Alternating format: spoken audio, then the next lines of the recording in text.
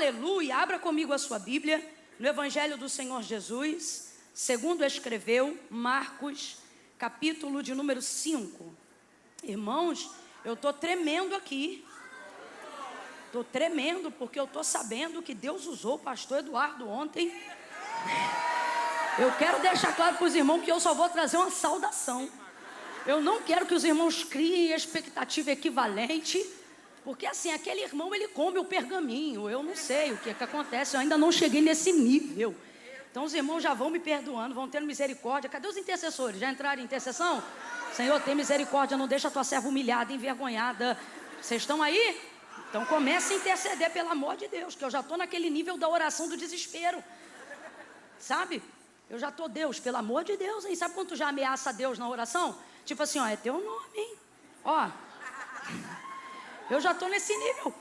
Já estou, mal cheguei no aeroporto, o pastor Júnior já chegou e falou, teu marido.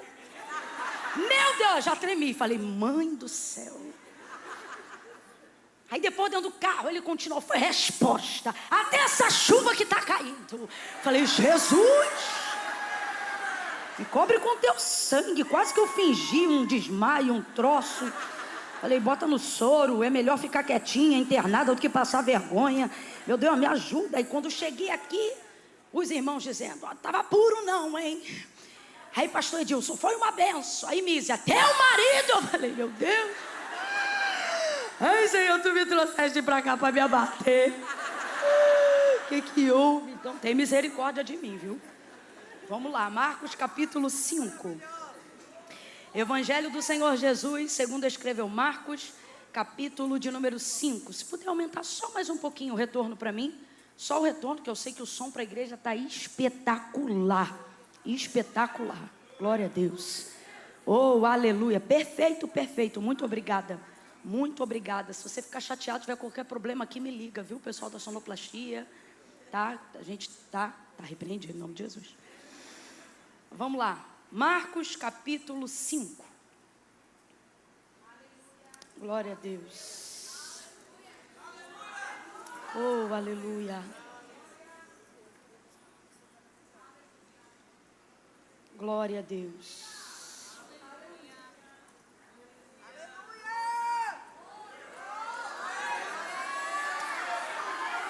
Versículo 25 em diante.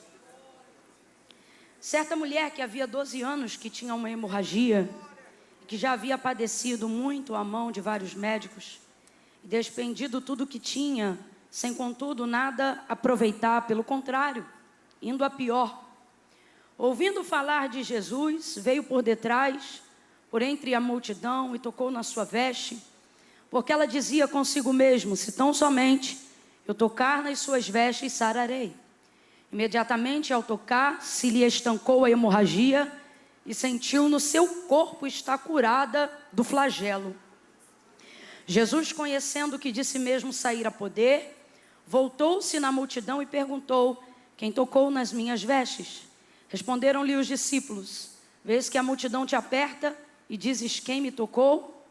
Porém ele olhava em redor para ver a que isso fizera. Então a mulher, que sabia o que tinha acontecido, temendo e tremendo, aproximou-se, prostrou-se diante dele e lhe declarou toda a verdade. E ele lhe disse, filha, tua fé te salvou. Tua fé te salvou. Filha, tua fé te salvou. Vai em paz e ser curada deste teu mal. Estando ele ainda falando, chegaram alguns da casa do principal da sinagoga, a quem disseram, tua filha está morta, por que incomodas o mestre? Porém Jesus, tendo ouvido essas palavras, disse ao principal da sinagoga, não temas, crê somente. É a segunda oportunidade que eu tenho nesse período de 2 anos, de poder retornar a essa casa. E eu me lembro que na última ocasião eu pude falar bastante sobre Jairo. Mas o Senhor, Ele me deu uma nova perspectiva dentro desse mesmo texto. E hoje o coração se inclinou pelo Espírito Santo para que nós possamos caminhar nessa direção. Vem algo novo aí. Eu vou contar de 1 a 3 e quando eu disser 3, você vai liberar uma palavra ainda antes de assentar. Uma palavra que determina o rumo profético daquilo que Deus te confiou como verdade para esse ano de 2024. Quando eu disser 3, você vai olhar para quem está ao seu lado e vai dizer para esta pessoa: sustenta a tua fé. Meu Deus! Só isso que você vai dizer. Sustenta a tua fé. Ah, Camila, mas a minha fé não é tão grande. Não importa. Tudo que está para acontecer depende da fé que você aguenta sustentar agora. Tá bom? Então, quando eu disser 3, você vai dizer para quem está ao seu lado. Mas diga daquele jeito.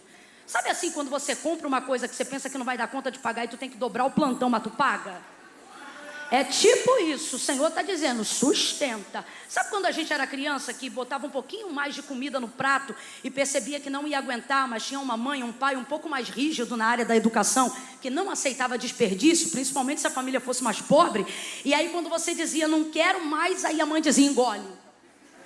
É mais ou menos nessa vertente. Você vai dizer, o sustenta dessa maneira. Como quem diz, você veio até aqui, não tem como voltar não. É daqui pra frente. Ah, mas eu acho que eu criei demais.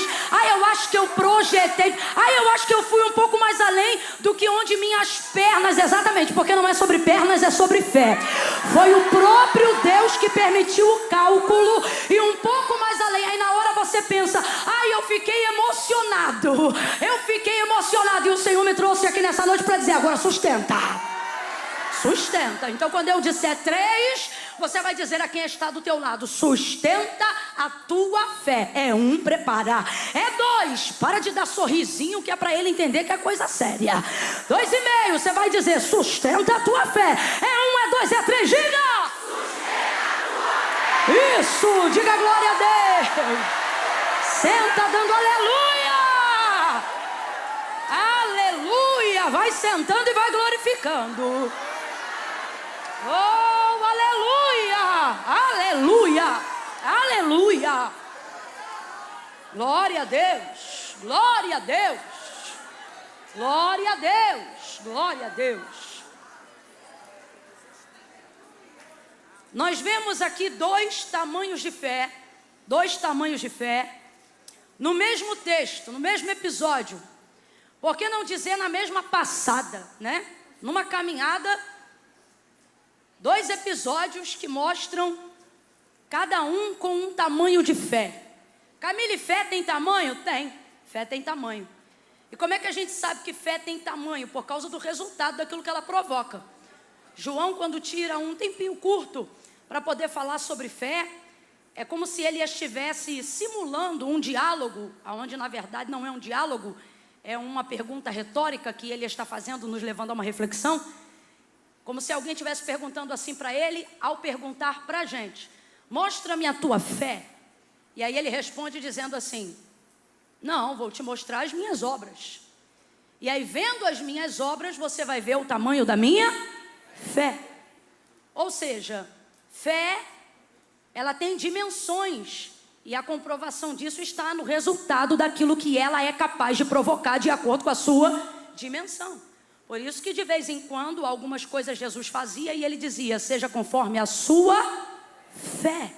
Ou seja, não é conforme eu pedi, não é conforme eu determinei, mas é conforme o plano que você estabeleceu, porque você creu, porque você projetou, porque você veio até aqui. E aí tem até um pouco a ver com aquilo que nós dissemos lá no início, sobre o homem fazer planos e o selo vir da parte de Deus. Por isso que o homem de Deus, a mulher de Deus, ele faz planos e ele consagra isso ao Senhor, para que o Senhor possa confirmar. Não é para o Senhor execrar, não é para o Senhor rasgar o papel, é para ele selar, confirmar, acrescentar nos planos que já foram feitos.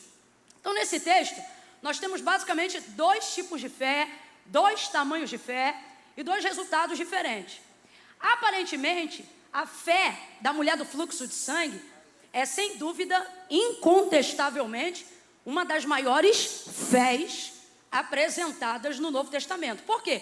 Porque ela inaugura um método novo, algo que ninguém ainda antes dela havia realizado. Havia um testemunho de Jesus. Qual era o testemunho? O que as pessoas ouviam falar sobre Jesus? Elas ouviam dizer que a todos quanto ele tocava, estes eram curados. Então esse era o testemunho de Jesus. A fé vem pelo quê, gente? A fé vem pelo ouvir, e o ouvir da palavra de Deus.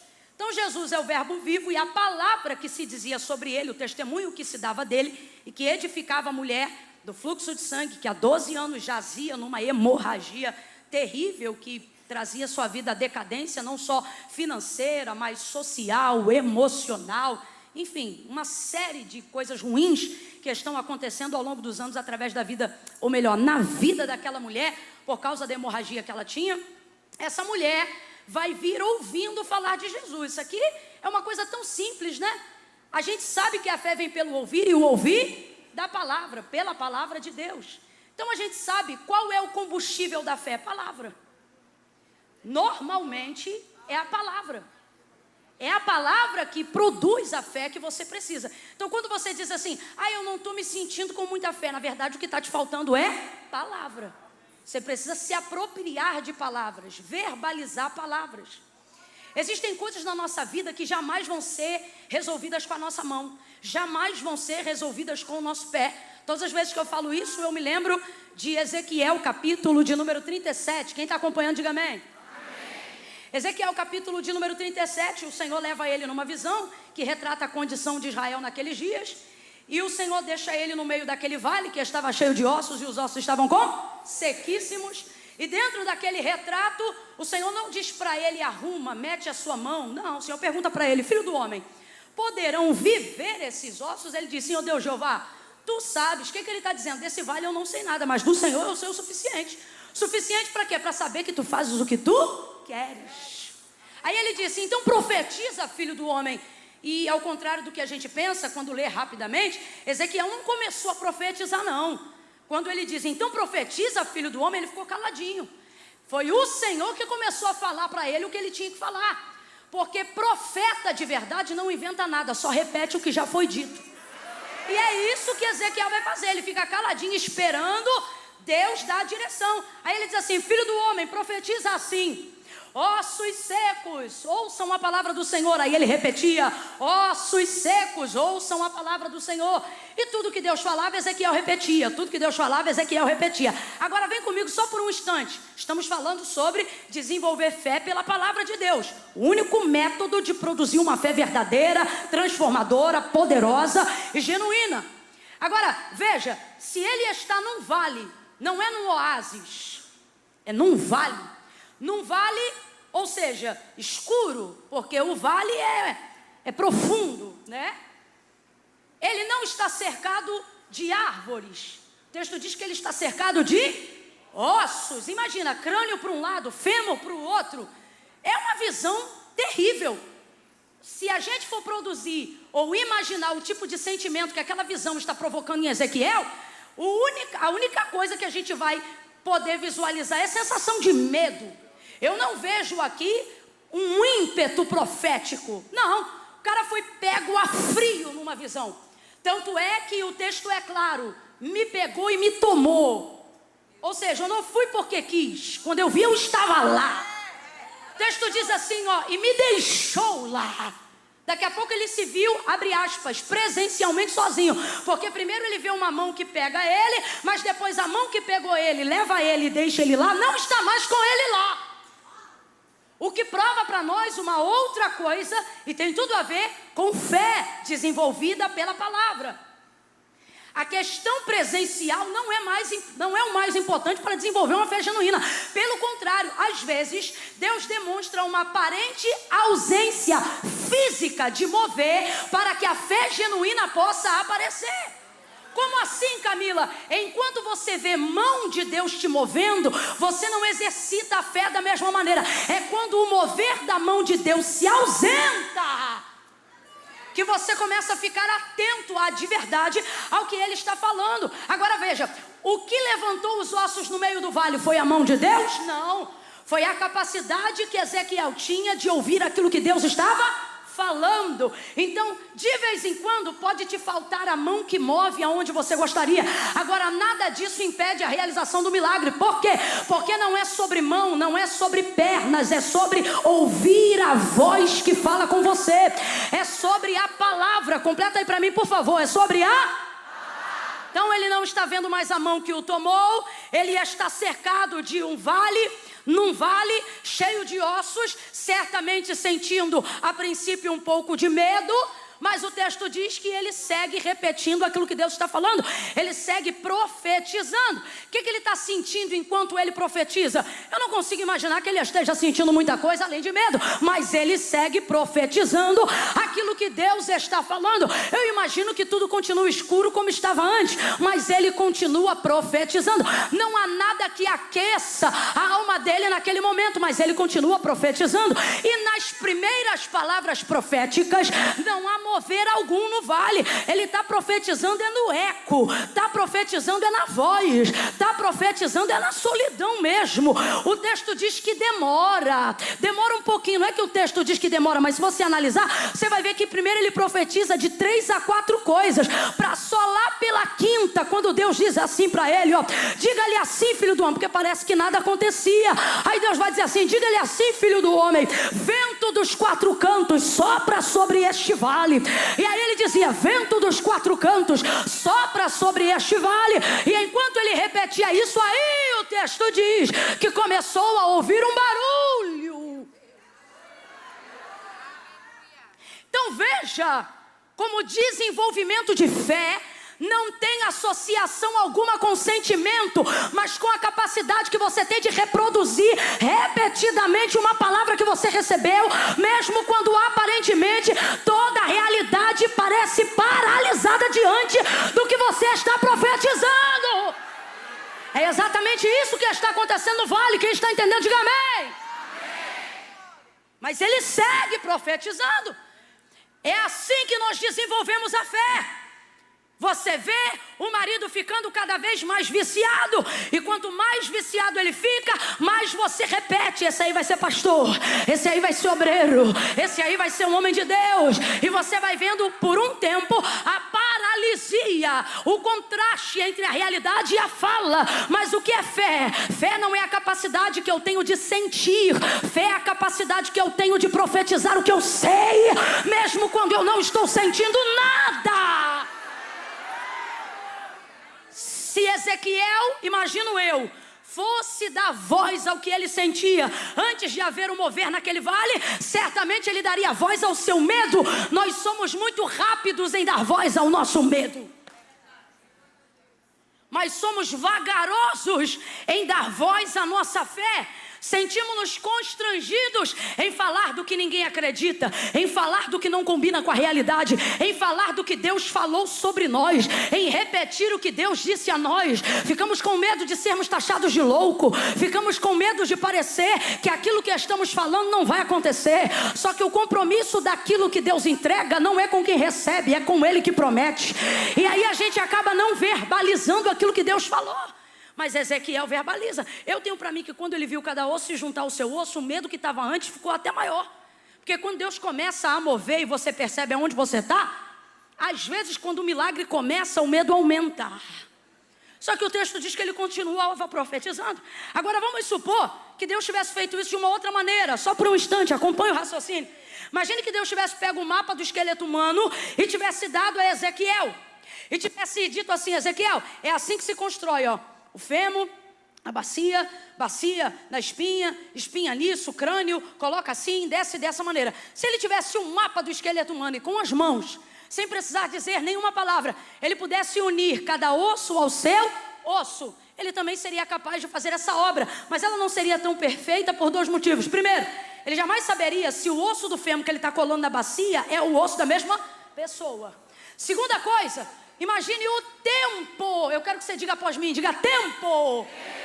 O tempo que levaria para ele fazer isso com as mãos. Mas às vezes nós queremos usar o tempo da revelação profética para fazer com as mãos o que não temos coragem de fazer com a voz, o que não temos coragem de fazer com a língua, o que não temos coragem de fazer com a boca.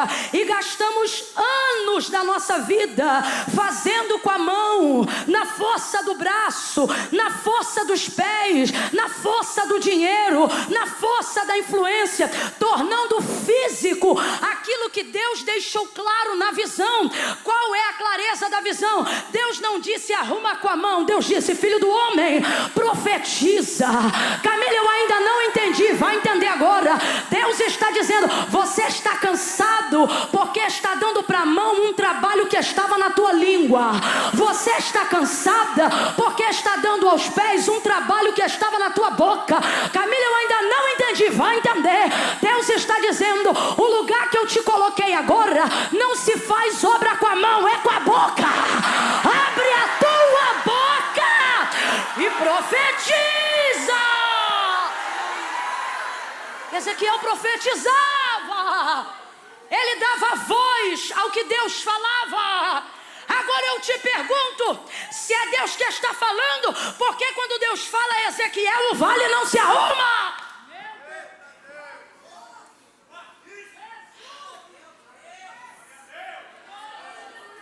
Mas Deus levanta Ezequiel. Deus levanta Ezequiel para que o que tem que acontecer seja feito por intermédio dele, mas passe por ele, por Ezequiel. Escute isso aqui. Deus está dizendo para alguém aqui: sou perfeitamente capaz de fazer absolutamente tudo. Por mais contraditório, contra a sua realidade que pareça, eu vou fazer o que eu falei. Agora, Senhor, se tu vais fazer, se tu és capaz, por que eu não estou vendo essa realidade da minha vida? Porque Deus está dizendo: não é porque eu vou fazer que significa que eu admita que vou fazer sem você. Você quer ver? Quando o Senhor determinou que iria ressuscitar Lázaro, depois que já estava morto há 4 dias, Ele chamou os seus discípulos e disse assim: Lázaro, nosso amigo, dorme, mas eu vou despertá-lo. Vamos voltar lá. Aí disseram assim: Senhor, não volta lá não. Última vez que a gente saiu debaixo de pedrada, de paulada. Se a gente voltar agora lá, vão matar a gente. Se ele dorme, deixa que ele vai despertar. Os discípulos estão fugindo. Aí Jesus diz assim: Lázaro é nosso amigo. E aí ele fala abertamente: Lázaro está morto, mas eu vou ressuscitá-lo. Agora veja: Lázaro está morto, mas eu vou ressuscitá-lo. Vem comigo, olha a palavra dele: Lázaro está morto, mas eu vou ressuscitá-lo. Então já está decidido que Jesus decidiu ressuscitar Lázaro, sim ou não? Sim ou não? E ele depende da ajuda de alguém para trazer Lázaro para a vida? Depende, gente, de absolutamente ninguém. Mas enquanto não convence os discípulos, não chega em Betânia. Aí depois chega em Betânia. Enquanto não convence Marta, que é a primeira pessoa que recebe ele, não ressuscita Lázaro. Aí depois de convencer Marta, ele diz: cadê Maria? Aí Marta chama Maria e ele convence Maria. As mesmas palavras que ele disse para Marta, ele também diz para Maria: eu sou a ressurreição e a vida. Ainda que ele esteja morto, ele vai ressuscitar. Terceira e última coisa, olha o que vai acontecer. Se Jesus já sabia que ele estava morto, sabia que era 4 dias, e já estava decidido a ressuscitá-lo, Jesus também sabia onde ele estava sepultado, sim ou não? Sim ou não? Mas não foi lá, disse para Marta e Maria: me leva, me mostra, Tem coisa na nossa vida que está como o vale de Ezequiel, seco. Tem coisa na nossa vida que está como a morte de Lázaro, sendo comido de bicho, em estado de putrefação. E você diz: cadê a promessa? E o Senhor está dizendo: me leva lá. Aí o que o Senhor falou, Deus também dizia o que Ezequiel tinha que dizer, mas os ossos não se moviam à medida que Deus falava, se moviam à medida que Ezequiel profetizava. Deus trouxe pessoas aqui numa direção muito clara, e Ele está dizendo: 2024 você arruma com a boca, ressuscita com a boca, você levanta com a boca, vai ensinar com a boca, vai acalentar com a boca, vai consolar com a boca, vai curar com a boca. A Bíblia diz que a língua, ela pode ser inflamada pelo inferno, mas uma língua cheia do Espírito Santo é o avivamento que responde um clamor da igreja. Pegue na mão de alguém: eu estou sentindo uma graça de Deus tão grande aqui. Não segure de qualquer maneira não, faça ele entender, segure aí, que ele não chegou numa noite comum, numa noite de entretenimento gospel. Eu não sei se você é da casa ou se você é visitante, mas aperta a mão de alguém e diga assim: você sentou ao lado de um profeta. A minha boca vai te levantar hoje, a minha boca vai mexer com a tua estrutura hoje. O que Deus tem para fazer na sua vida virá através da capacidade que você tem de verbalizar o que já ouviu. Vou falar como Deus está mandando. Por que não verbalizas o que ouve? O que o diabo fala, você repete. A fofoca que te contaram, você repassa. Mas a profecia que você ouviu, você vive calado. Remaia canchobria sai. Telebe de ramaia súria. Quando está triste, fala que está triste. Quando está com medo, fala que está com medo. Mas por que não anda naquela casa liberando a palavra? Por que não entra nesse ônibus e vai trabalhar liberando a palavra? Por que não entra em territórios geográficos que Deus já te deu, tomando posse na palavra? A mulher do fluxo de sangue tem um nível de fé. E ela mostra pra gente qual é a receita. Ela deixa claro pra gente qual é a receita. Ela desenvolveu essa fé, não foi do nada não. Olha pro teu irmão e diz, não é do nada não. Não é do nada não. O texto é claro. O texto é claro. Ó, 12 anos, hemorrágica, padecendo na mão de vários médicos, despendido tudo que tinha, sem aproveitar nada. Pelo contrário, indo a pior. Porém, ouvindo falar, sua boca reproduz aquilo que você dá crédito ao ouvir. Isso que sua boca tem que reproduzir. A pergunta é, por que estás dando crédito a palavras desgraçadas? Reproduzindo maldições. Ao invés de verbalizar e de liberar a palavra que Deus te entregou. Essa mulher ouvindo falar de Jesus. A fé que ela desenvolveu não foi do nada. Foi uma fé baseada naquilo que ela... Eu sempre digo isso. Melhore o que você ouve e você vai melhorar o que você fala.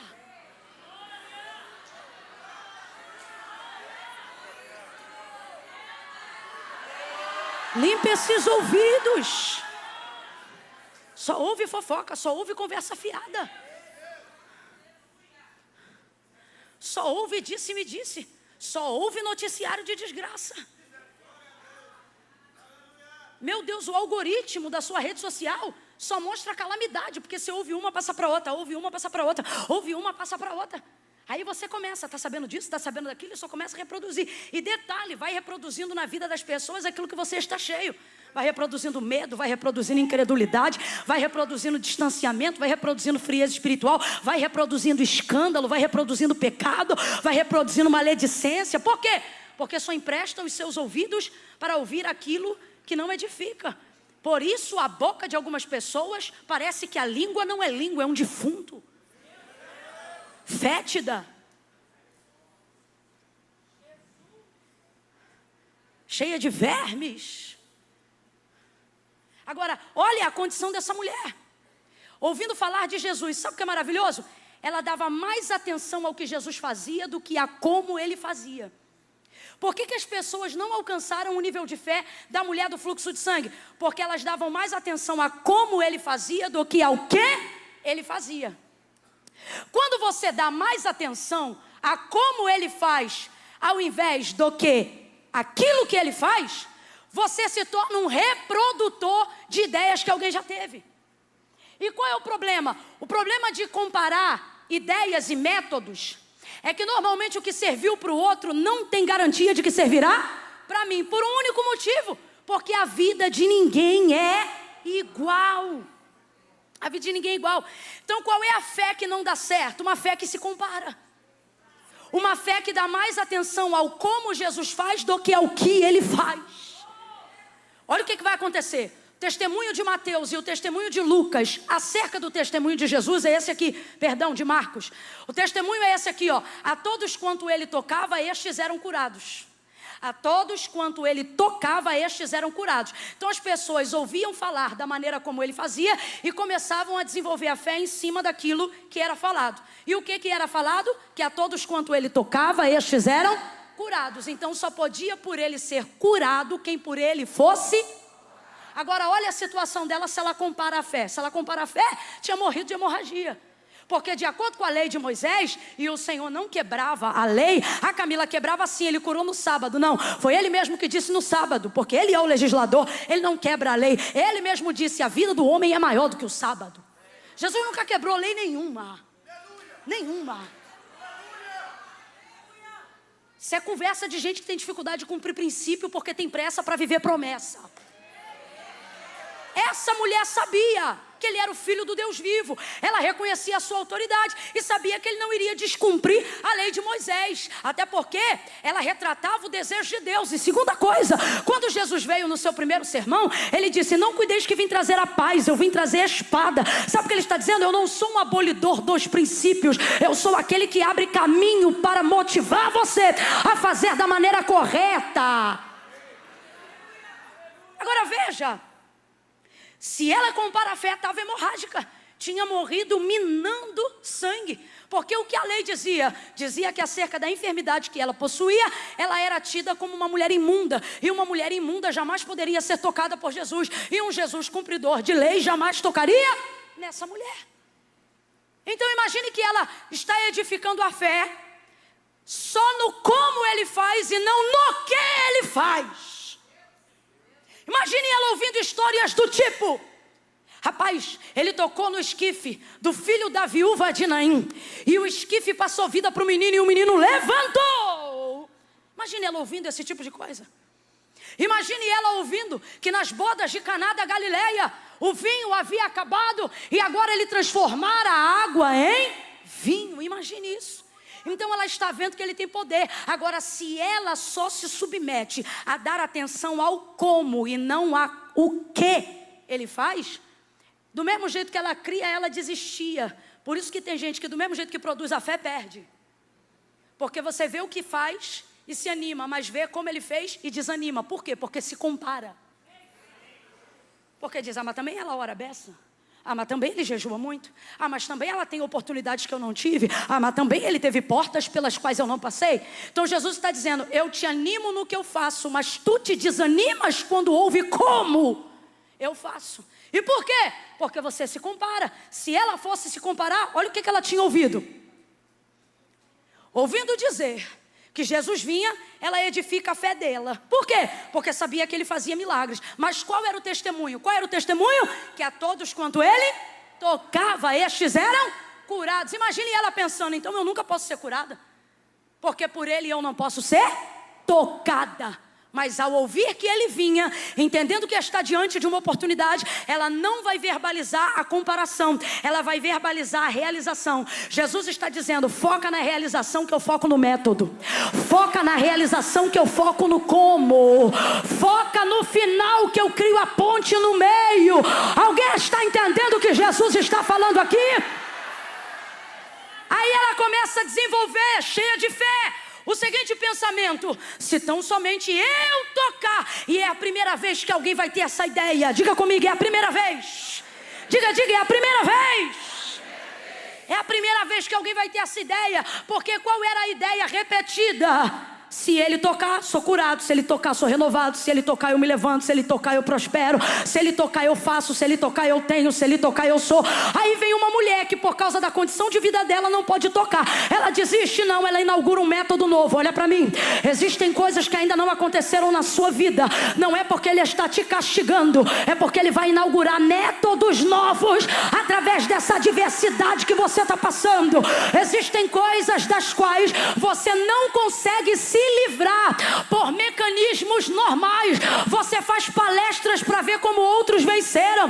Você faz curso para ver como outros romperam. E você não rompe. Faz, meu Deus, 1000 coisas para saber como outros prosperaram e não prospera. Para saber como outros casaram e não casam. Aí você pensa: parece que Jesus está me castigando. E ele está dizendo: não, é que eu escolhi tua dificuldade para inaugurar uma coisa nova. Eu vou falar de novo essa palavra profética. Deus está dizendo: a tua vida é diferente, teu casamento é diferente, com você é diferente, porque através da tua vida eu vou inaugurar um método novo. Vou fazer de um jeito novo.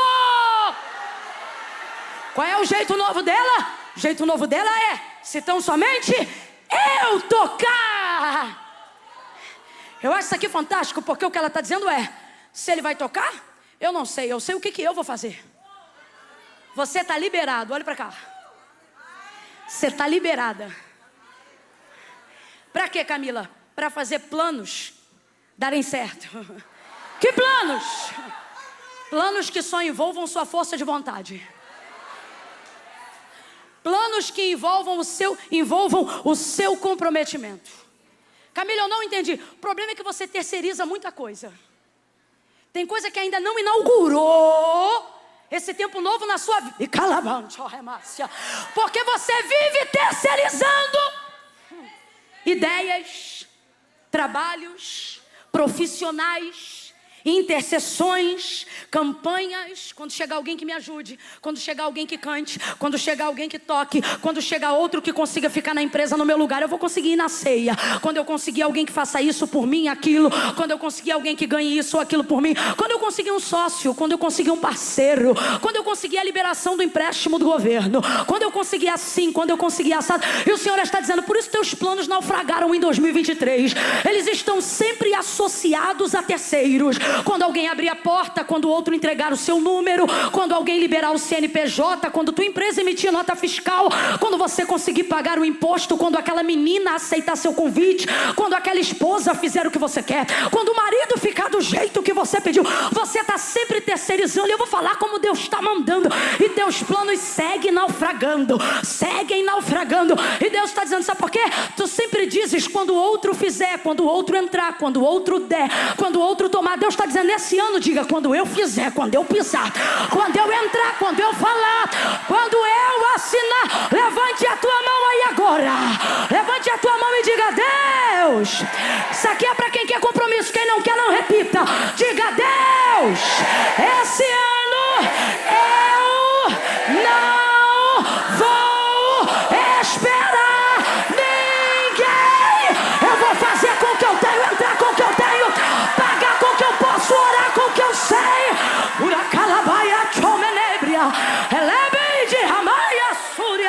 Deus está dizendo, para esse processo de terceirização da sua fé. Vou gritar de 1 a 3 e você vai dizer para quem está do teu lado, para! É 1, é 2, é 3, grite! Você não gritou, 1, 2, 3, grite! Agora grite de volta e diga, parei! Parei! Parei! Será que você não percebe? Porque de um tempo para cá, solitude se tornou uma coisa indispensável no seu ministério.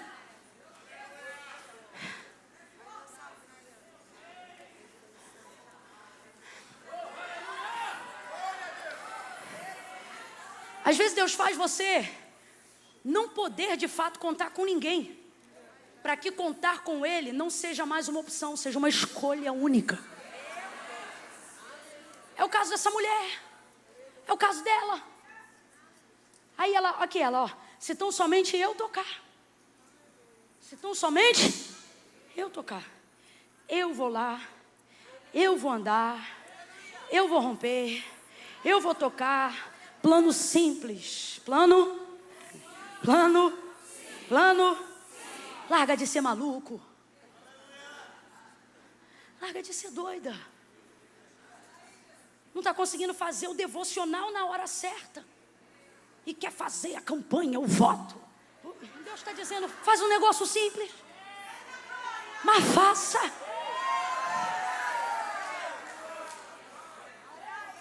É interessante como Deus nos conhece. A orientação bíblica nunca é ser fiel no muito e no extraordinário te colocarei.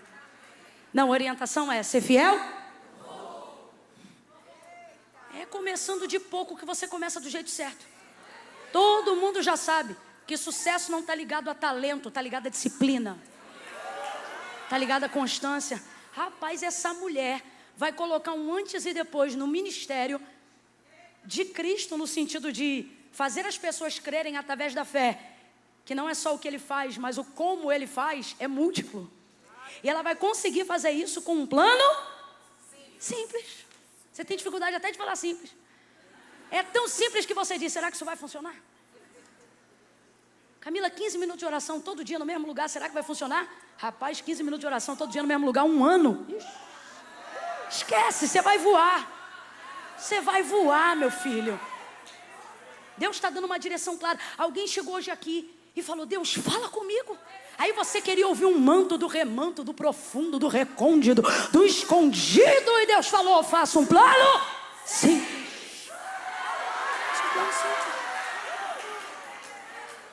Aí o plano dela: e se eu tocar? Se eu tocar? Então, quer saber? Eu vou tocar e eu vou ser curada. E essa mulher, meu irmão, ela bagaça com a gente. Quem me conhece já sabe que ela é uma das minhas personagens favoritas. Eu tenho que pregar sobre ela pelo menos 250 vezes no ano. Essa mulher, ela rompe a multidão, estende o braço, toca na orla das vestes de Jesus. O texto diz que imediatamente ela foi curada, porque imediatamente dele saiu virtude, poder. Poder, saiu. Preste atenção, ele não deu. Que fé é essa? Que fé é essa que não pede? Que fé é essa que vai lá e toma? Não, meu Deus.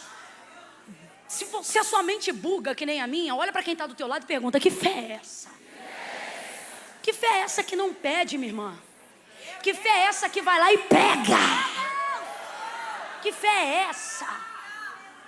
Que fé é essa que faz uma mulher fraca, anêmica, ser a pessoa de maior autoridade no meio de uma multidão? Por quê? Porque ali está todo mundo esperando ser tocado. Ela vai lá e diz: vou pegar. Mano, ela pega e leva. Não, esquece. Esquece. Ela chega, toca, pega e leva. Rapaz, a coisa é tão forte que se Jesus não para e diz: alguém me tocou, ela ia embora e não tinha nem obrigada. Olha o texto. Pegou e levou, tá indo embora. Rapaz, ela tá indo embora. Pegou e levou, veio de um jeito, voltou de outro. Tá indo embora. É Jesus que para. Jesus para e diz: quem me tocou? Aí os discípulos: mestre, a multidão te aperta, tu dizes: quem me tocou? Aí ele diz: sim, porque de mim saiu. Rapaz, isso parece até assalto. Jesus andando, daqui a pouco ele sentiu que foi tirado dele, foi tomado. Para o trio. Para a caravana. E os discípulos vão embora. E Jairo, vem comigo. E Jairo roendo as unhas, porque ele tem pressa, porque a fé dele não é como a dela. A fé dele, não o critique, porque antes da mensagem terminar, eu vou te mostrar que a tua fé é mais a de Jairo do que a dela. Vou te provar isso. Então pensa duas vezes antes de pensar mal dele. Jairo já desesperado, porque qual era a fé dele? Do testemunho. A todos quanto ele serão curados. Quando ele foi lá procurar Jesus, o que ele disse? Rogo-te que entres em minha casa e que imponhas as mãos sobre a minha filha, para que tocando-lhe ela sare e viva. Então qual é a fé de Jairo? A fé do testemunho. Só pode ser curado quem por ele é a fé dele. É a fé dele. E a dela? A dela não pode ser a dele. Porque ele pode levar Jesus para casa e falar: toca nela. Mas essa mulher não pode ser tocada por ele. Você está entendendo? Fé não se compara, se vive. E cada um vive com a sua. E cada sua tem o seu milagre. Aí está ela indo. Aí Jesus diz: me tocou. Aí todo mundo parou. De mim saiu virtude. E virava-se para trás para ver a que isto fizeram. Ele sabia quem tinha sido. Mas queria dar uma oportunidade dela confessar. Porque quando ela toca nele, ela tira dele o que ele quer. Mas quando ele fala com ela, ele toca nela onde ela não sabe que precisa. Por exemplo, Jesus vai chamar ela de filha depois de mais de 2 anos, 12 anos, sem ela ser a filha de Sião. Quando ele diz filha, curou de novo. Só que não no corpo, na alma. Era essa a oportunidade que Jesus queria dar para ela. Mas vamos resumir aqui. Alguém me tocou, virava-se para trás para ver a que isso fizera. Ela, temendo e tremendo, levantou a mão e disse: fui eu, Senhor, quem te tocou. Apavorada, pensando: é agora que eu devo ser apedrejada. Fui eu, Senhor, quem te tocou. Aí ele olha para ela e diz: filha. Deus ama uma fé ousada. Tem coisa que todo mundo à sua volta diz assim, ó, se você fizer isso, vai dar certo não. E o Senhor está dizendo, se você fizer isso, vai dar o que nunca deu. Filha, tua fé te salvou. Vai perturbada? Não, vai em paz. Jesus não só, presta atenção, deu cura a ela pelo método dela, como ao dar a ela paz, legitimou o método dela. Isso é mais importante do que a cura. Por quê? Porque às vezes a gente alcança o que quer por meios pelos quais Deus não aprova. Então mesmo que depois você tenha o que queria, você fica perturbado por saber se o adquiriu com a aprovação de Deus. Ela não. Ela saiu dali, como disse Jesus, em paz.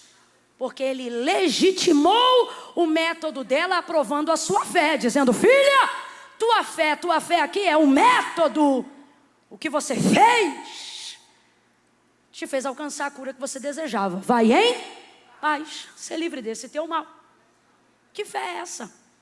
A fé que vai lá e pega. Fé que... depois em casa, medita um pouquinho mais devagar no texto. Ela não pediu nada e levou tudo. A gente pede tudo.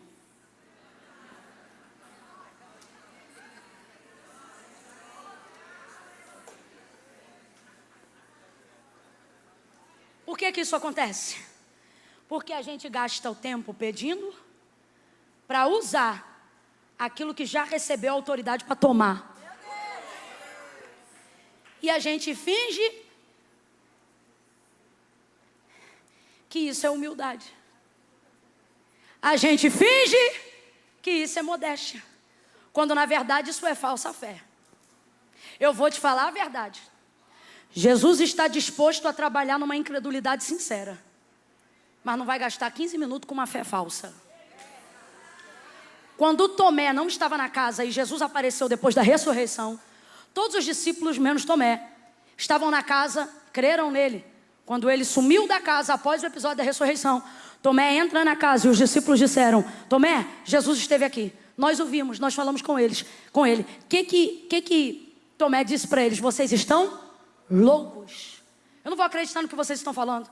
Se eu não vir, não tocar nos cravos, no lado aonde ele foi transpassado, eu não creio. O texto diz que depois Jesus volta novamente àquela mesma casa. E agora no momento em que Tomé está presente, se você for ler o texto, você vai ver que Jesus não dá nenhuma outra direção, senão apenas a Tomé, deixando claro que ele não voltou à casa para fazer nenhuma outra coisa, senão levantar a fé de Tomé diante da sua incredulidade. Por quê? Porque a incredulidade de Tomé era sincera. É bonito? Não, não é. Por isso Jesus entra e o adverte. Incredulidade não é bonito. É necessário que todo aquele que se aproxima de Deus creia que Ele existe e que Ele é galardoador daqueles que o buscam. Ele vai lá e trabalha na incredulidade de Tomé, repreende ela, edifica a fé dele. Tomé, bem-aventurado não é você que viu e creu. Ou seja, eu estou aqui para passar uma lição para o futuro e para te dar uma oportunidade. Bem-aventurados são aqueles que não viram, mas crerão neste testemunho. Mas veja, voltou lá na casa só por causa da incredulidade de Tomé, um discípulo amado. Porque Deus trabalha numa incredulidade sincera, o que Ele não suporta é uma fé falsa. Diz que crê, mas não executa o que diz que crê. Por isso não vê milagres. Lembra da mulher que multiplicou o azeite da botija? Chegou em Eliseu, o credor está à porta, levar-me os meus 2 filhos. Declara-me o que tens em casa, tua serva não tem nada senão uma botija de azeite. Vai aos vizinhos, pede vasos emprestados, não poucos, mas muitos. Coloca eles dentro do quarto, fecha a porta por detrás de ti e os teus filhos. Pega o azeite da botija e derrama sobre os vasos. Ele deu a ela uma palavra. Olhe para mim e complete, por favor. Ele deu a ela uma? Deu a ela uma? A palavra que ele deu para ela foi de execução. Pega vasos, não poucos, muitos. Pega o azeite da botija. Botija é vaso pequeno. Significa que os vasos que estavam para receber o azeite eram vasos Isso, e a botija continha um azeite pequeno. Esse é o típico milagre que Jesus faz até hoje. Qual? Varejo abastecer atacado. Até hoje ele faz isso. Colocou na botija o poder de execução. Agora, matematicamente falando, a gente sabe como é esse milagre. Eu falo sobre isso já há alguns anos. Profeta, ou a palavra de Deus, multiplicou o azeite dentro da botija? Não, porque mesmo que fizesse o azeite multiplicar dentro da botija, matematicamente falando, a botija não pode conter quantidade o suficiente de azeite para encher todos os vasos. Mesmo que Deus enchesse a botija, ela não teria quantidade o suficiente para encher os vasos. E Deus multiplicou então dentro dos vasos? Também não, porque senão isso tiraria a glória de Deus em usar a botija. Então como é que vai ser? Ele disse, entra no teu quarto, fecha a porta e derrama. Então aonde o milagre aconteceu? Não aconteceu dentro da botija e nem aconteceu dentro do vaso. Aconteceu na transfer. Era enquanto ela Agora, por que a gente tem palavra, mas não vê milagre? Deus diz pra gente, entra e faz. A gente entra, vê a botija, vê o vaso, vê o varejo, vê o atacado. Vocês estão me ouvindo bem? Tá? Eu acho que o microfone deu uma bugada. Deu sim, agora melhorou.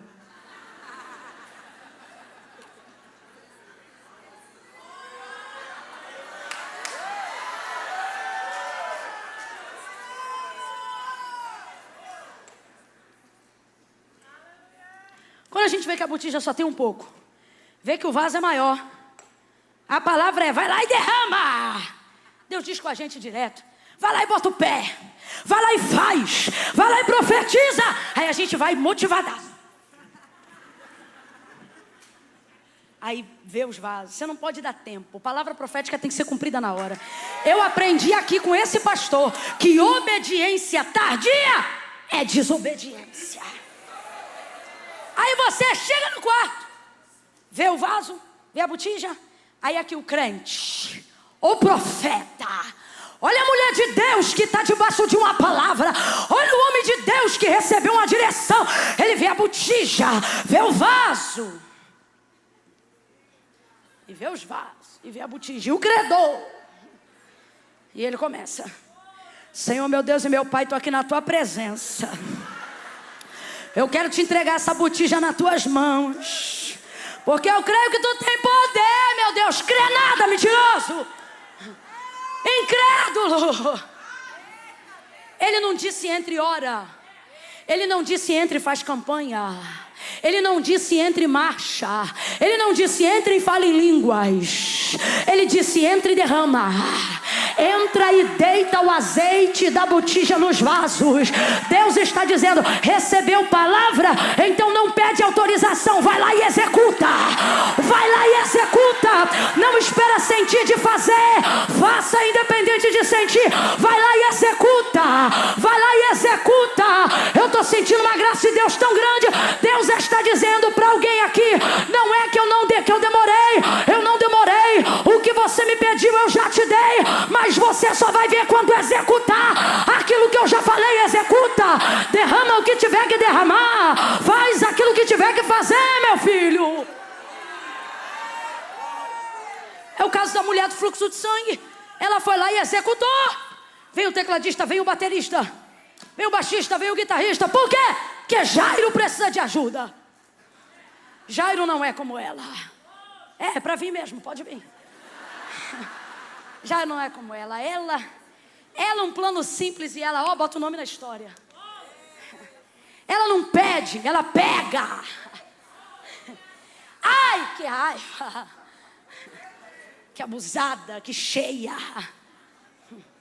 Que crente.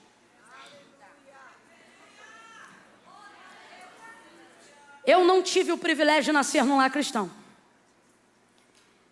Então, logo nos meus primeiros passos da fé, eu precisei aprender doutrinas básicas do Evangelho, a fim de fazer aquilo criar dentro de mim raiz, para que eu nascesse de novo da água e do Espírito, como se nunca tivesse vivido fora do Evangelho. Nascer de novo. Isso não foi do dia para a noite quando eu voltei das águas batismais. As águas batismais apenas inauguraram e legitimaram esse processo. Eduardo, já diferente de mim, tem convicções das quais, nesta minha época de iniciante, eu não tinha com o mesmo quilate. Porque eu fui ensinada por um tempo naquilo que ele foi gerado desde o nascimento. Existem algumas diferenças, não para salvação, não para dom, não para milagre, mas para entendimento acerca de algumas coisas.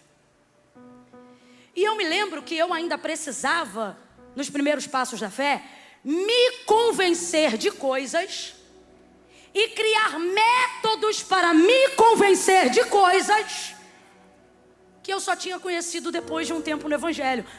Eduardo, não. Me lembro que quando cheguei na igreja, já ouvia totalmente convicto de coisas que eu ainda estava me convencendo. Escute isso. De modo que um dia eu estava dirigindo a consagração da igreja e todos os sábados de manhã a gente fazia uma consagração de poder e muitas curas e coisas tremendas aconteciam e demônios se manifestavam às vezes naquele lugar.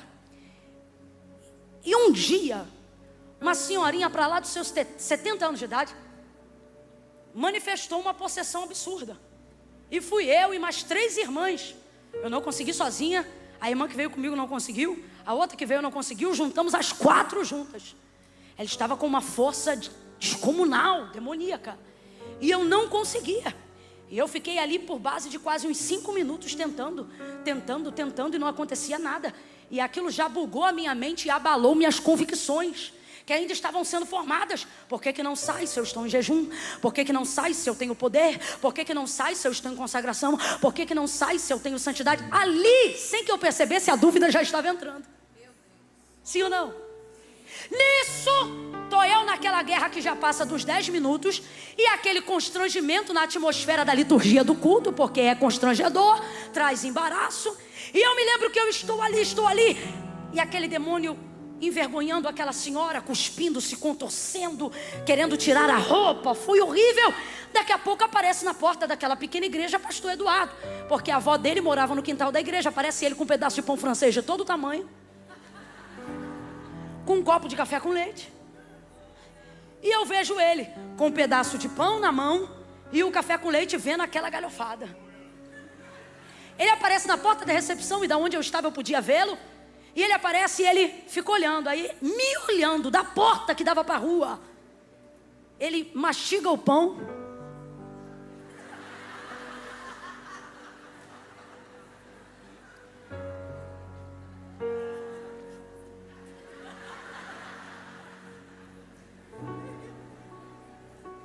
E aquilo já me irritando. Só que o que ele veio a fazer depois me irritou muito mais. Ele pegou a mesinha que ficava na frente da recepção e colocou o pão, o café com leite. Nunca mais eu esqueço dessa cena. Entrou tirando o farelo da boca, botou a mão na cabeça dela, em pé como ele estava, e disse: sai! Irmãos, naquele dia eu não sei de quem eu senti mais raiva. Na hora, você sabe o que é na hora? A mulher voltou. Perguntei se ela queria entregar a vida para Cristo. Ela disse: agora. Ele orou por ela. Como ele não frequentava, porque ele não estava naquele culto, ele se envolvia num outro trabalho, ele saiu do culto. Ele não ficou nem até o final da Ele voltou para a mesa da recepção.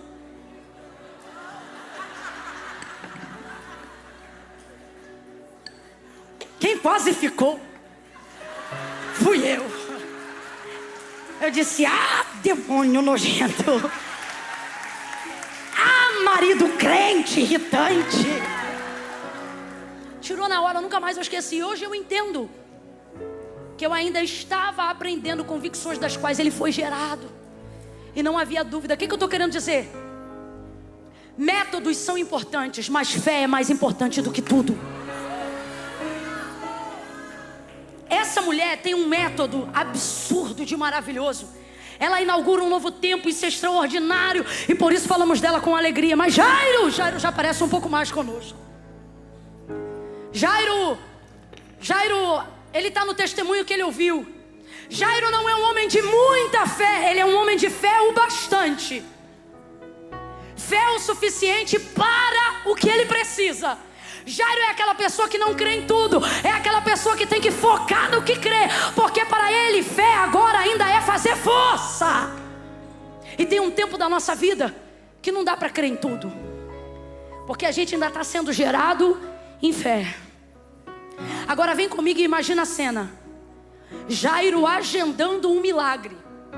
Entra em minha casa e a mulher no meio do caminho sem agendar nada. Veja isso aqui, pegando primeiro o que ele pediu antes.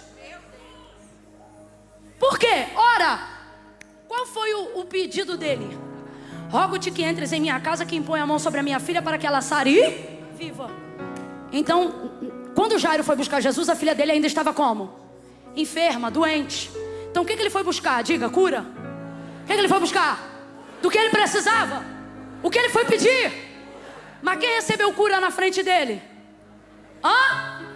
Mas quem pediu primeiro? É complicado quando você vê pessoas que chegaram depois receberem na sua frente o que você pediu primeiro. Não é fácil não. Se a gente for falar a grosso modo, foi basicamente o que aconteceu. Ela também precisava, mas ele pediu primeiro.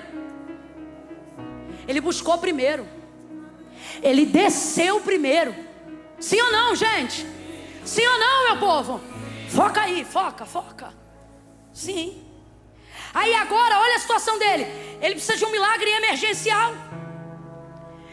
Ele tem que entrar na minha casa enquanto a garota está doente. Por quê? Porque eu não tenho fé para ressuscitar, eu só tenho fé para curar. Rogo-te que entre em minha casa, põe a mão sobre a minha filha para que ela sare e viva. Então ele tem fé para curar. Tem ou não tem? Tem ou não tem? Olha que coisa linda. Jesus fala para ele na hora: então vamos. Aí vai Jairo levando Jesus para a casa dele. Aqui já era para Jairo estar alegre, mas ele está tenso. Por que já era para ele estar alegre? Ora, o homem que resolve está indo para a casa dele.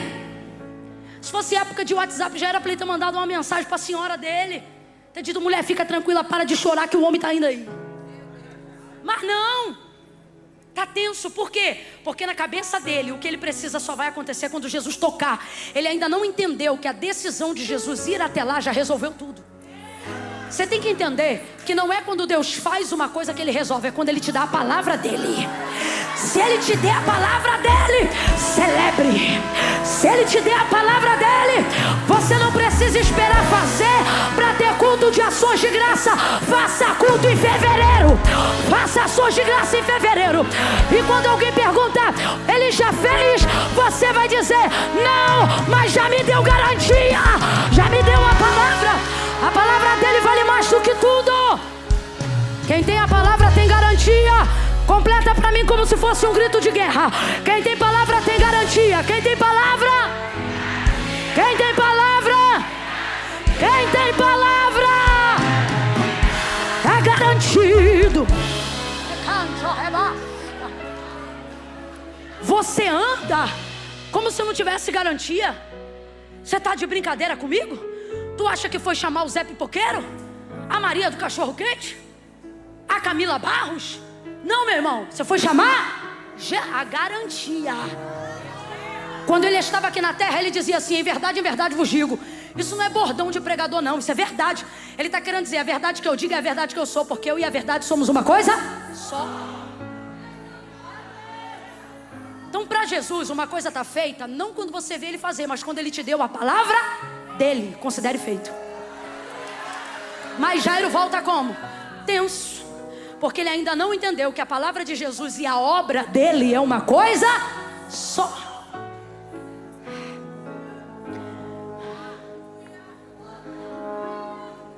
Aí no meio do caminho ele já tenso, porque Jesus está andando devagar e ele tem pressa. Ele vê a mulher recebendo na frente dele o que ele pediu antes. Você tem duas opções aqui nessa noite. Ou você fica indignado e perde tudo, ou você começa a pensar por uma nova perspectiva. Quando você vê pessoas que chegaram depois de você receberem primeiro coisas que você pediu antes delas, não fique com inveja. Entenda, se Deus está permitindo isso no seu caminho, é porque Ele quer desenvolver em você um nível de fé para fazer na sua casa algo maior. Vamos analisar o texto friamente, sem emoção, friamente. Ele foi pedir para Jesus curar. Só que no meio do caminho, o que ia acontecer com a menina? Ela ia o quê? Jesus já sabia disso, sim ou não? E a fé de Jairo era a fé para curar ou para ressuscitar? E fé para curar é a mesma para ressuscitar? Não vem de emoção, não. Vem na razão. Não é mesmo. Eu iniciei a mensagem dizendo que fé tem tamanho. Não fui eu que inventei isso. Jesus disse em um momento no barco para os discípulos: homens de pequena fé, pouca fé. Para a cananeia, por exemplo, ele disse: ó mulher, grande é a tua fé. Então fé tem tamanho. E nós aprendemos no início que não é a fé no sentimento ou na palavra que determina o tamanho, mas no resultado. Mostra-me tua fé. Não, vou te mostrar as minhas obras. E aí, vendo as minhas obras, você vai ver o tamanho da minha. É meus resultados que vão dizer qual é o tamanho da minha fé. Então olha aqui, Jairo tem uma fé que se Jesus botar a mão na filha dele, a menina que está enferma vai ser curada. Só que Jesus sabe que a fé toda que ele tem é isso. Ele não tem mais fé do que isso. Tanto é que o apelo dele: vá na minha casa antes dela morrer. Eu quero que ela sare antes que... Porque se morrer ele não pensava que nada mais podia ser feito, ok? Então Jesus sabe que toda a fé de Jairo está concentrada na cura, porque não há fé nele para a ressurreição. Só que Jesus sabe, enquanto eu estiver caminhando para fazer o que ele me pediu, a coisa vai piorar e a menina vai vir a falecer. Agora, Jesus desanima ele e diz assim: Jairo, tua fé não é o suficiente não, porque no meio do caminho a menina vai morrer. Não, a fé que Jairo tinha foi o suficiente para fazer Jesus ir para lá, mesmo consciente do que ia acontecer no meio do caminho. Jesus está dizendo: e se eu te disser que para viver tudo que eu projetei para você, você não tem toda a fé que precisa? Mas eu não vou te desanimar, porque você não tem toda, mas a que veio me buscar é suficiente. Porque você não tem toda a fé que precisa, mas teve a fé que foi suficiente para quê? Para levar o gerador da fé, o dono do milagre, aquele que no caminho aumenta, aquele que no caminho acrescenta, aquele que no caminho faz coisas nas vidas dos outros, para que você creia que Ele é infinitamente maior e que Ele pode fazer mais do que pedimos ou do que pensamos. Alguém está entendendo? As coisas que Deus está permitindo de ruim acontecerem no caminho, ou de bom na vida de outras pessoas acontecerem, não é para te destruir, é para dizer: nesse caminho eu te acrescento, porque o que eu escolhi fazer na sua casa é maior do que o que você me pediu para fazer. Quando você me conheceu, quando você me buscou, você só queria uma empresa, você não sabia que ia quebrar 2 vezes antes de se tornar um grande nome. Quando você me buscou, você só queria a salvação do seu marido, porque você ainda não sabia que ia ser mãe de 4 filhos. Quando você me conheceu, você só me pedia para te libertar do vício da bebida, porque você ainda não conhecia de quantas tentações você ainda seria provado. Mas perceba como nenhuma das coisas boas na vida dos outros ou ruins na sua vão te desfavorecer. Todas elas estão cooperando para o seu bem. Só que você não pode se distrair. Olha para mim. Você não pode se distrair. Por quê? Se você se revolta com o que vê Deus fazendo na vida do outro, que não orou como você orou, que não buscou como você buscou, que não serve a Deus no tempo que você já serve. E de repente vê ele desfrutando, vê ela desfrutando de coisa que nem toda a sua caminhada você desfrutou. Se você se distrair e começar a pensar que Deus não está tanto com você quanto você imaginava, se você se distrair e pensar que as suas orações estão sendo depositadas em qualquer lugar de canto e não no céu, se você começar a deixar a inveja enredar seu coração, se você, ao invés de ser edificado na palavra, começar a comparar fé por foto de Instagram, sua energia será minada, sua incredulidade será aumentada, sua fé será roubada. Mas se você vê o que Jesus está fazendo na vida dos outros, e ao invés de dizer não creio, dizer se Ele está permitindo eu ver é porque Ele quer acrescentar alguma coisa a mais em mim. Oh, eu estou sentindo um temor de Deus tão grande aqui. Deus está dizendo, eu vou eliminar essa revolta do teu interior nesse mês de fevereiro. Tem uma revolta enredando o teu coração. Você diz, Deus não me responde mais como me respondia. Eu não vejo mais a mão de Deus como eu via. Deus está dizendo, tem uma revolta de ver crente novo enriquecer mais rápido do que você. Eu estou vendo, ninguém me contou não. Tem uma revolta no coração de alguém, vendo alguém ser cheio de unção mais rapidamente do que quem está consagrando. E Deus está dizendo, será que porventura, se eu ainda não fiz na tua vida o que tu me pediu primeiro, será que é porque na tua casa eu não decidi fazer algo maior? E para fazer esse algo, em vez de ficar com raiva de quem recebeu o que você pediu, você ir lá e curtir, comentar e compartilhar. Fala, eu quero dar glória a Deus pela vida do meu irmão.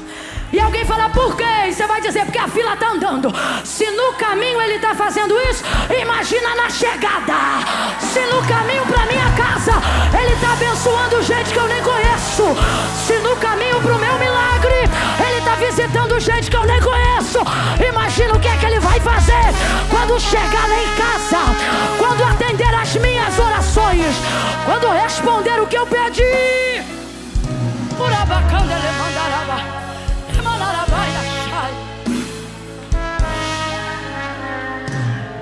Olha para o teu irmão e diz, estou orando, estou pedindo, e é para minha casa que eu chamei.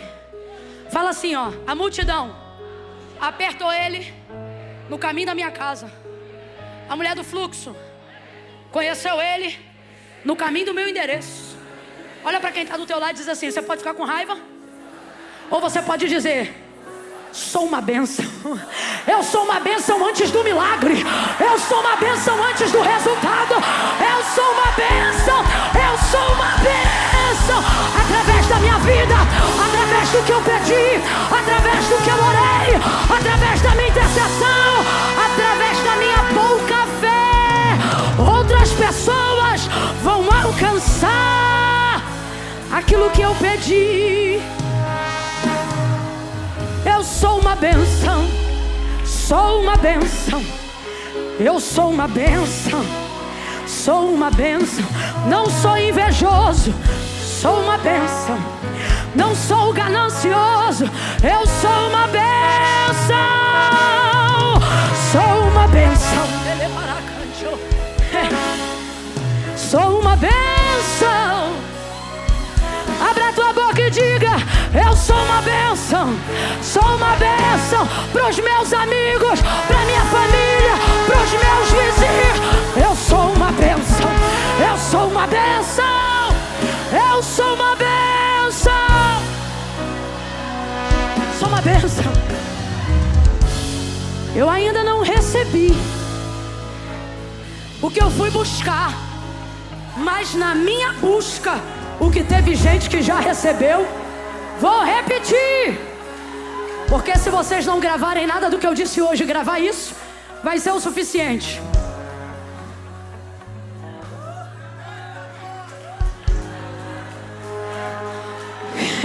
Ouça-me, por favor.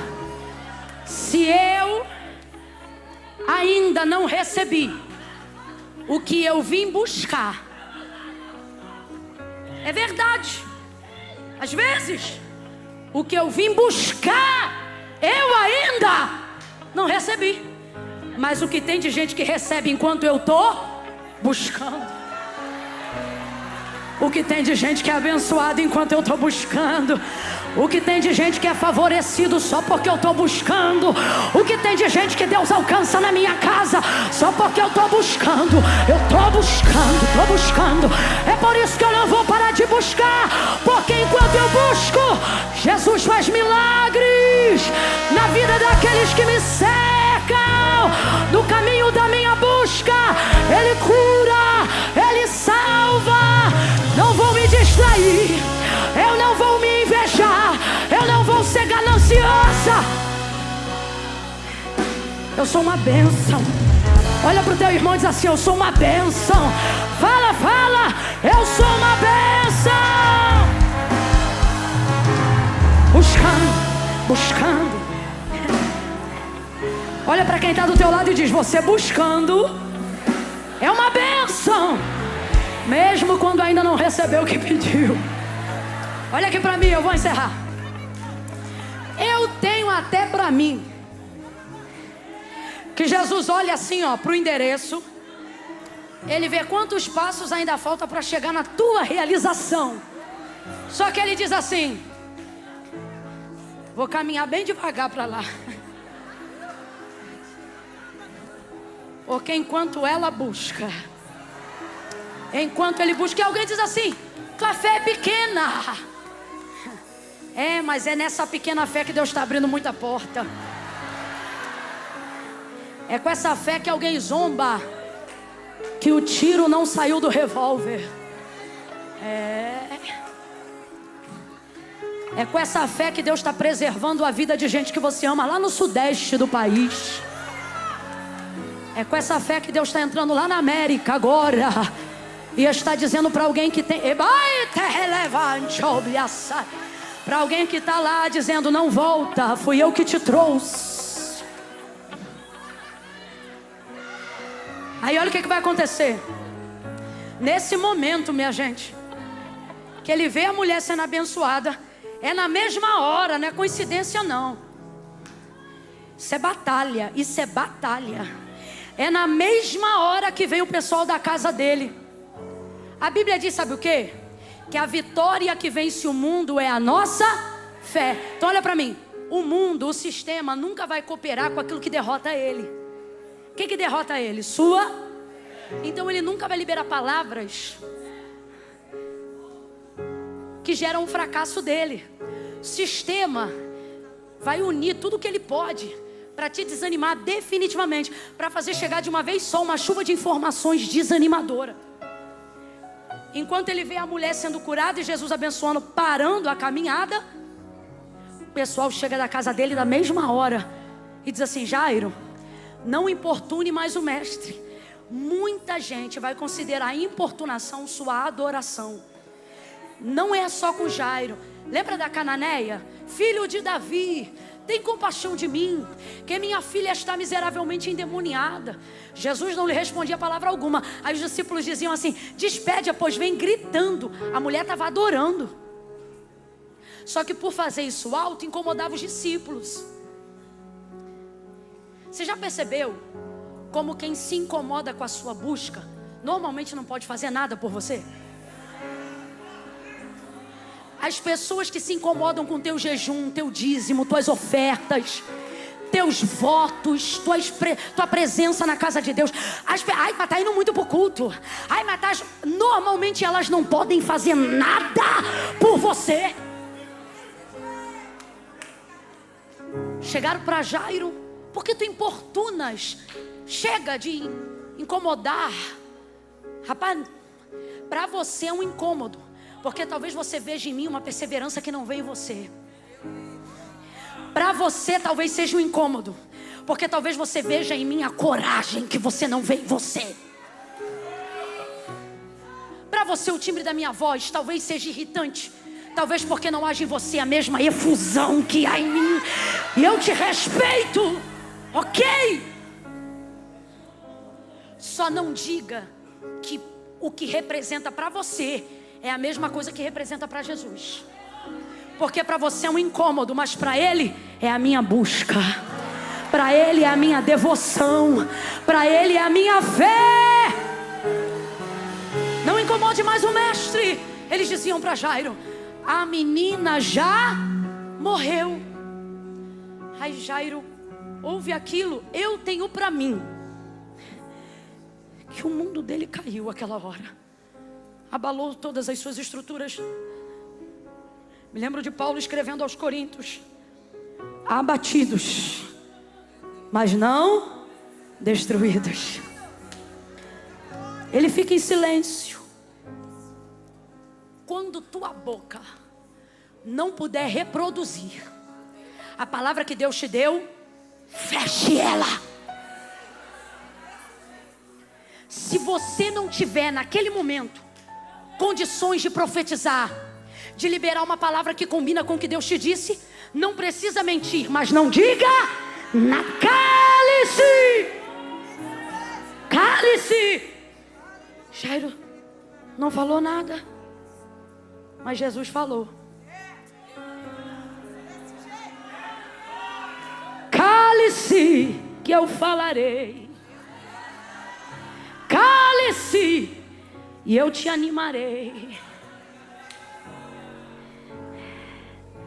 Diga para a sua desesperança que o dono da sua esperança não se ausentou.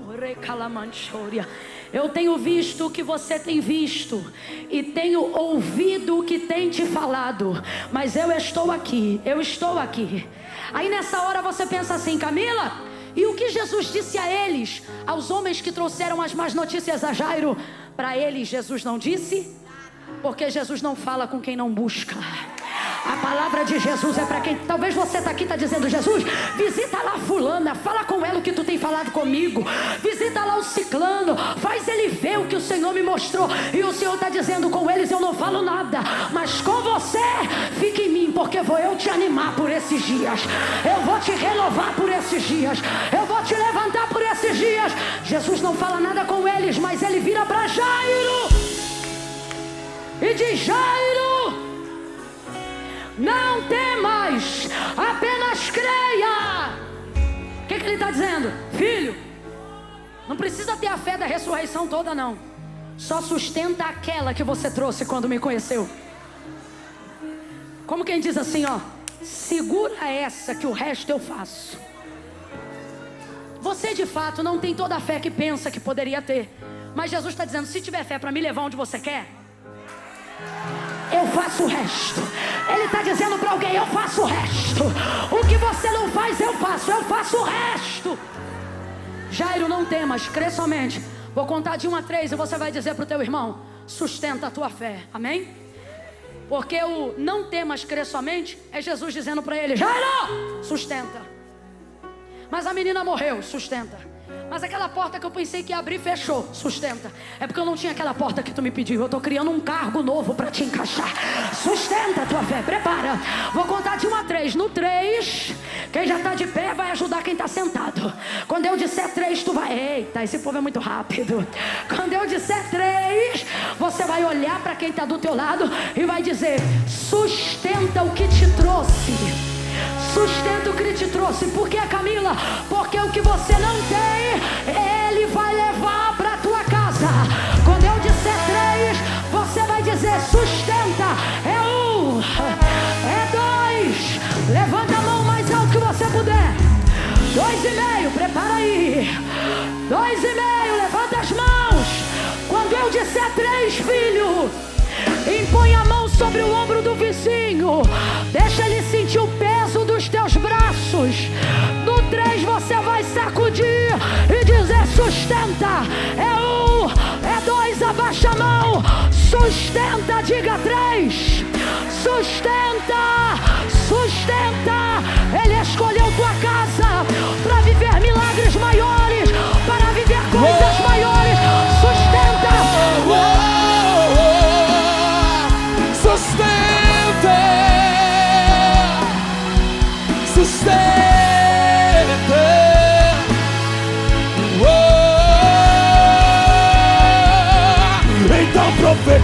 tristeza.